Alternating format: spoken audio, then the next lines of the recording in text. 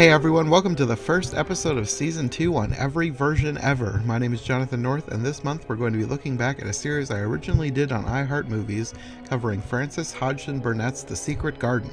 So for this first episode, my cousin Sarah is joining me to talk about one of the very first screen adaptations of the story from 1949 starring Margaret O'Brien. When we started planning for this series in 2019, we chose this version to start with because it's the oldest one we could actually find a copy of. I believe there was at one time an older version. However, sadly, like a lot of very old media, it seems to have been lost to time. So unless a copy of that turns up, this film from 1949 is currently the oldest adaptation of The Secret Garden in existence. Now, as you'll probably be able to tell when we get into this, we actually recorded this quite some time ago. I think we recorded this around the same time that I actually started iHeart Movies. So at this point, my format has changed quite a bit, including the fact that I do my intros separately now. Back when we recorded the original episode, we just kind of started with an intro, but instead of cutting it out now, I just left it in because we kind of just segue from that into our conversation. Okay, I think that's about it for an intro, so let's get on to this very first episode of Season 2, starting our series looking at The Secret Garden.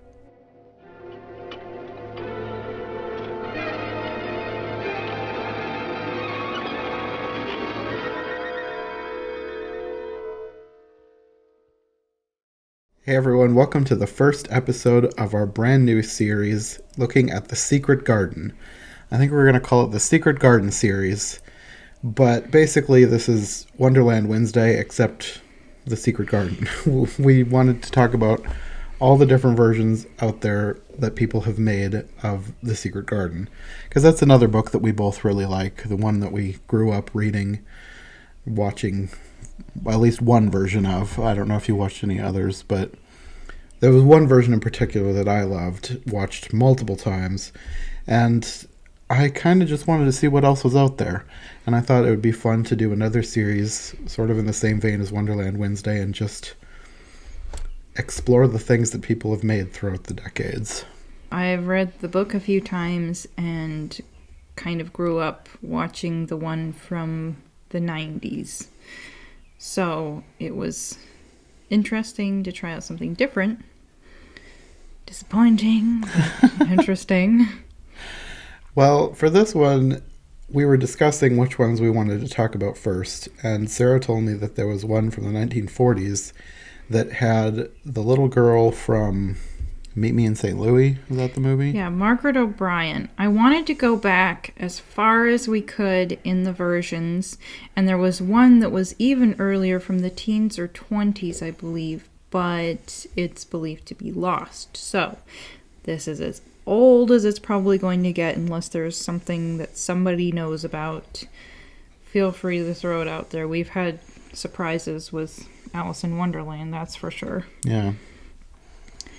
This one doesn't seem like it's been made as many times, though it's just as worthy. Yeah. I think it's a really beautiful story. Very heartwarming. It's a very thought-provoking story. So was there any particular reason that the one from the 40s stood out to you as one that you wanted to watch first? Because it was the oldest. I guess I was flexible, but you know me. The interest tends to be with the really old stuff. And yeah, I was willing to start somewhere else, but I also thought that Margaret O'Brien would be great. Mm-hmm. She's a great actress. I've watched her in other movies where she did a wonderful job, and they just wasted her in this film. I think that she did what they wanted her to do. It's just that whoever wrote the script made the wrong kind of deviations. The script was the biggest thing wrong with this movie. There was some weird choices in the movie. Very weird choices. The people who should have looked sickly didn't look sickly. So one of the things with The Secret Garden that you have to realize when you watch an adaptation is that when Mary was growing up in India, she was sickly and deprived of affection. So when she came to England, she had yellow skin, stringy hair. If she wasn't emaciated, she was pretty close to it, and a sour disposition.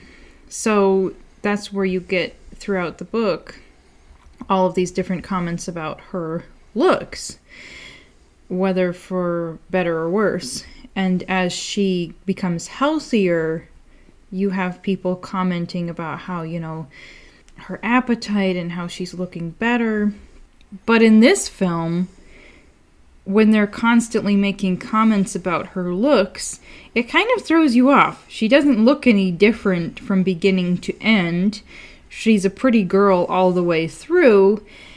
And then they also have the bizarre choices that they've made with Archibald Crane, where he is almost psychotically saying, I had hoped you would be beautiful. I mean, he sounds like a pedophile or something. Almost, yeah. And, why do you care whether she's beautiful or not? You're going to go off on vacation in Europe, you weirdo. And we hadn't read the book in ages before we watched this version. It had been a few years maybe for me. Maybe it's been longer than that. Little do I realize it's been 6 or something. Well, the fact that people kept commenting on her looks just really stood out to us because we hadn't remembered how sickly she was in the book. And she does not look like that at all in the movie. But I had remembered that she gained health in the book, and I went ahead and read the book afterwards, so I'm more prepared for this. And it's one of those things between watching 2 different versions and reading the book. Now I have to try and keep everything straight. Archibald Crane was just a really messed up dude in this version. I feel like, I don't even know where to start. Well, the main weird thing about him was that they kept making it seem like maybe he killed his wife. He really seemed on edge, and he, as he's talking to her, he throws a glass behind him and breaks it. And he does that doesn't he do that more than once in the movie? And he says to her plainly that he drinks. I mean, they make him this really weird, kind of disturbing character. And speaking of weird and potentially disturbing, Mary's character is supposed to become sweeter and better throughout the story. And every time you turn around, Mary's yelling and telling somebody that she hates them, whether it really makes sense or not. She kind of flip-flopped back and forth between who she was at the end and who she was at the beginning. There was no consistency to her character, and she had no real character development. Yeah, and she's supposed to be spirited, but get better throughout the book. So they muffed that. And Colin looks strapping. He looks so healthy. Probably one of the better cast characters was Dickon. I, wasn't in love with him either. I love the character in the book, but he did all right. Mm-hmm. And he was actually British. Martha was maybe... I feel like she was overdone. Yeah, she was not nearly as good as the one from the 90s. Yeah, the one from the 90s is literally British, and it was just more natural, and I feel like the Martha on this one was a little bit hammy. That actress is very good at being hammy if you were to watch her later on a Disney movie.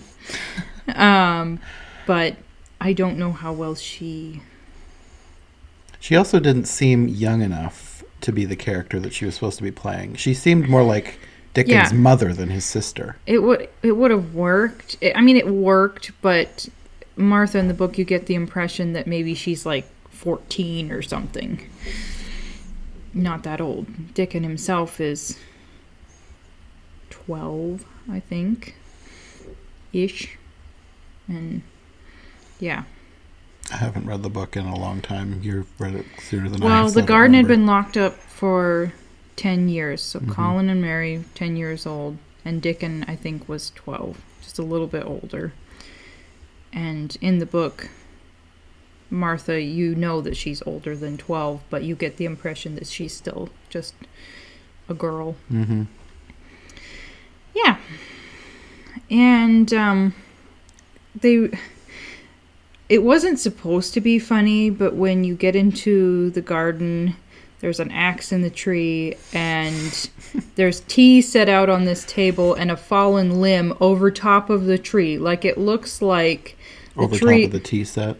Oh, yeah, there's a fallen limb over top of the chair. Yeah. Where she had supposedly been sitting. Now, if your body was pinned under a tree limb, don't you think that they would move the tree limb to remove you? And this whole thing of acting like it's potentially murder, it's so not in line with the book. They're actually more open in the book about what actually happened with Colin and his mother than probably in either of these versions. At some point, when you go into the garden, it switches to Technicolor. For most of the film, it's black and white.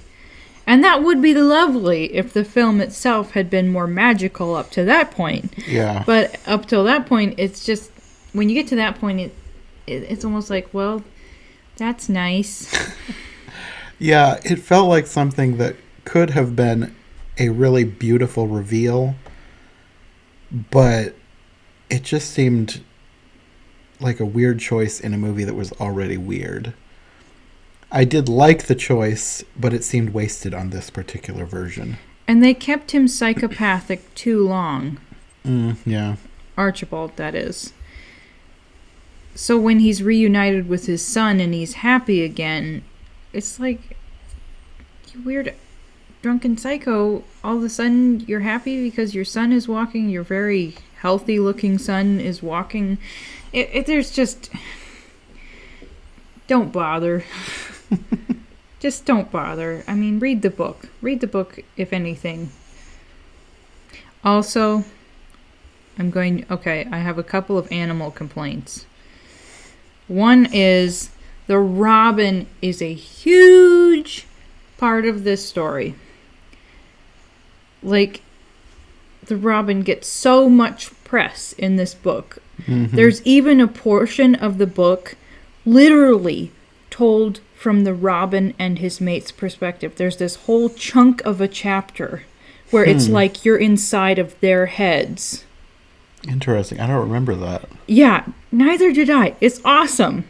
And at first they're kind of disturbed by Colin trying to learn how to walk. And then, it occurs to him that, the fledglings are clumsy as well when they first come out. So maybe they're trying to help the boy to learn how to walk. And, he shared this with his mate and they felt better. And just all of these different things. These humans weren't very clever. They're not sure that they ever do learn to fly. But it's adorable. But in this film, you have, this raven, a raven that Dickon owns, and he's the one that leads the way to the garden, not the robin.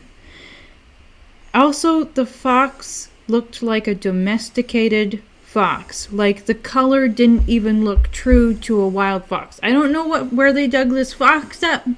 I don't know if this is before the Russian breeding program. Was it Russian? I don't know. But, it just... Which would be far less of a complaint if I didn't have so many other complaints. The robin is a bigger deal than the fox. I should just be happy that they had a fox, I suppose.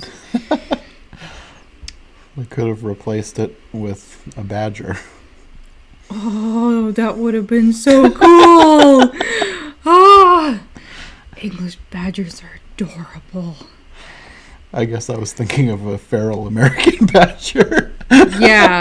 Yeah, there are little memes about the English badger versus American badger. Like, one of them wants to have you over to his cottage for tea, and the other one's waiting in alley with a shiv or something. I never realized, it never dawned on me, when you actually look at them side by side, you have the little English badger like, oh, I'm so cute. And the other one's just like, go kill you. Don't mess with me. It's not a wolverine, it's a badger. The wolverines are their own thing. So yeah, ours are scarier for some reason, and you guys get the adorable ones. I don't know. I guess that's okay. Whatever whatever God decides needs to be placed where. But now this is just gonna be an edited ramble about how much I like English badgers and how creepy ours are. But I still want to see one of ours. I might as well ramble some more since this is gonna get edited. Well, it might end up in the podcast version. Oh well. Anyway, I love foxes and badgers. And robins. Well, that's true. But technically ours are much different than the English ones. Ours are in the thrush family. And yours are in the I have no idea what family. But they're both great. Anyway, I don't know if I'm done complaining about this. Was there at any point did his wife call him back? Was it just the doctor that told him to go back? How did he end up going back to the garden even? He was going to sell the house. I think maybe the doctor had convinced him that he needed to be a better parent, and so he had this whole thing of how he was going to take Colin away. Colin didn't really want to go, but he was going to go for the sake of the relationship with his father. And then you have this guy coming to look at the house and acting like he wishes that there was a ghost story or something to go with it. Meanwhile, this guy's like tortured because the house is a horrible place for him. And it works out. But that was totally not in the book. There was no talk of selling the house. But even though the way it works out was kind of weird, because they figure out what's going on with the garden, and then the guy just decides, I don't want to buy it anymore because everybody's happy. Like, they had already done like the paperwork and everything, and didn't the guy like rip up the contract? Probably. It was just weird. Probably.